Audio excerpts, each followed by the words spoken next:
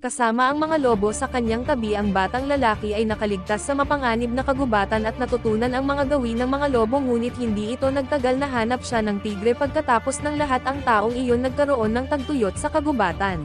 Dahil sa tagtuyot, ang batong ito ay nakaibabaw na sa ilog, ibig sabihin ang kagubatan ay nagdaranas ng tagtuyot. Sa mga oras na ito, ang lahat ng mga hayop kailangang manirahan ng sama-sama upang payapang malagpasan ang tagtuyot, dahil ang lahat ng mga hayop sa gubat ay pumupunta dito upang uminom. Sinundan ng bata ang mga lobo dito, gumamit siya ng sandok para sumalo ng tubig, parang tao lang, at lahat ng hayop ay nakatingin sa kanya. Ang pinakamalaking pagkakaiba sa pagitan ng tao at hayop ay ang paggamit ng mga kasangkapan. Sa sandaling iyon, biglang naalerto ang mga hayop, dumating din pala ang tigre para uminom. Ang bata at nagtago sa likod ng hari ng lobo sa takot, ngunit naamoy siya ng tigre. Lumapit ang tigre para bantaan niya ang mga lobo na ibigay ang bata, ngunit ang mga lobo ay nagkaisa at tumanggi.